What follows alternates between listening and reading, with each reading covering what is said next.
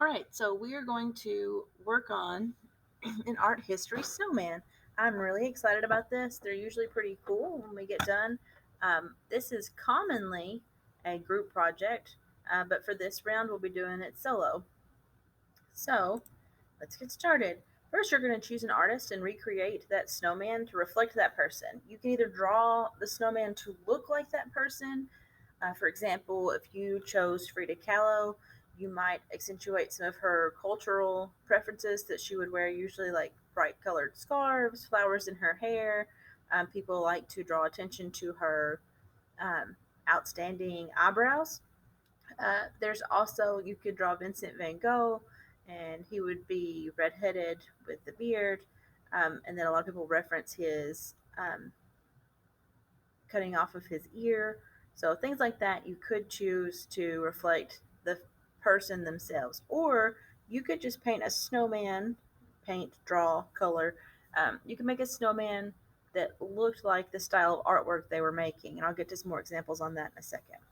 But you're also going to be turning in 5 interesting facts about that person as a miniature writing for this class. So, to do the research part, first you'll have to choose who your artist is going to be.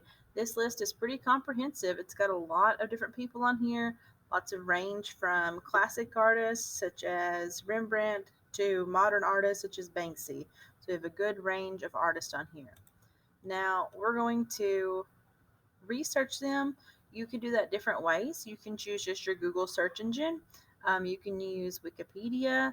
They would have a lot about them. There's also this really cool website, Art Cyclopedia. Let me see. I'll look up in Vincent van Gogh. Let's see what we get. This website earlier was having a hard time uploading things. Like they were a little slower. So here's some, you can search it different ways. When you get to there, you're going to get a basic, like this is a self-portrait by him. You're going to get his basic information, where he's from, what genre of artwork he worked with, which is post-impressionism, and then the time frame that he was alive. They usually have this quote area too. So you can go to what museums he's focused in, what galleries of his stuff. I'm going to go to Image Archives and see um, the Google Art Project. We'll give it a second. It may take a bit. But I'm going to come back to that in a second. Let's see if it. Oh, it's going pretty fast. Let's give it some time. So, the Google Arts and Culture is a part of Google that has created interactive experiences with the different artists. So, you should be able to come here, maybe research some of your artists as well. So, you can go in here and search. I'll leave this part in the video, but I'm not going to put it on your um, assignment because this turns into a whole experience. We may talk about some of these later. These are pretty cool though. Museums, you can see different artwork, you can see different um, galleries. It's a very cool website. So going back to the actual assignment, so I want you to look for, when you're researching your artist, some quotes by them. I want you to look for what time period they were alive and start thinking about what historical events were happening during their lifetime.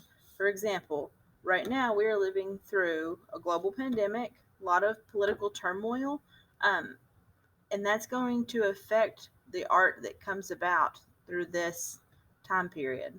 So, 100 years ago, there was also a global pandemic that affected some of the artwork that happened during that time. The Spanish flu, there was the beginnings of World War One starting to happen. So, there's a lot of stuff that impacted the artists of that time. So, think about what historical events are happening to make them paint the way they were painting or draw the way they were drawing. So my example that I chose, and I put example across there so you would know, like this was exactly kind of how you can turn in yours. So mine was for Henri Matisse. Okay, so it looks like the word Henry right here, Henri Matisse, Henri Matisse. I put a quote by him on there because a lot of his work had these floral additions to it, whether they were a leaf or these, looks like coral to me, on his artwork. Now, he did a lot of portraits. You can see there's three figures here. This is the lady with the green stripe. And then here is his little bio. So he lived and made art during World War II. So that was in the 40s, late 30s. He was an impressionist. Now, thinking of World War II, he was from France, meaning that a lot of France was overrun during that time. So there was probably a lot going on in his artwork that reflected what he lived through in his lifetime. Um, he was a sculptor and painter, meaning that he did two different types of media. He had the flat paintings. Um, oh, long story short, as he got older, he was bedridden and had to stay in his bed. So he went from being a painter to creating collages, where this is like cut out paper and then he would arrange them. Some of these are as large as like a wall in a room, like it would take up the entire wall.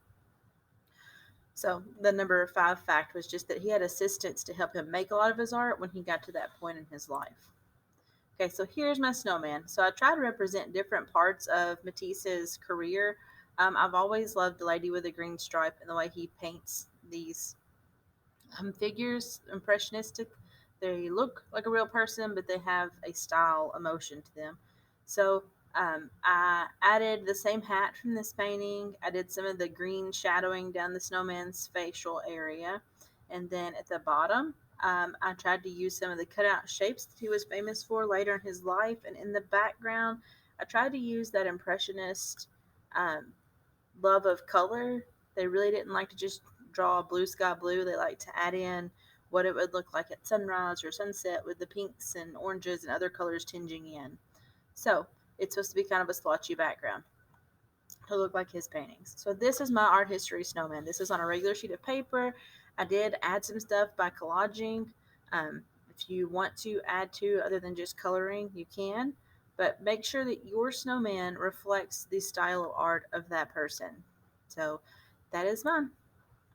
Now, here's a few other examples. Um, there's a display over at West Campus right now in the case that is similar to this that I made because we're doing this assignment. But here is some other ones. So we have Magritte, which was famous for he painted businessmen um, that did not have faces, but rather they covered it with like an apple or something. So there's the carrot over the face. Mondrian was the artist who painted city blocks by painting just block, block, block, block, and filling them in with primary colors. We have Pablo Picasso, who is famous for nothing being in the right spot. So the eyes would be out of place, multiple noses. Keith Haring, one of my favorites. The snowman is just showing action by moving. So you see little lines coming off to show that they were wiggling. And then Matisse, the same one that I just covered. You see that it looks like a cutout collage pieces, very similar to his um, coral that he was painting.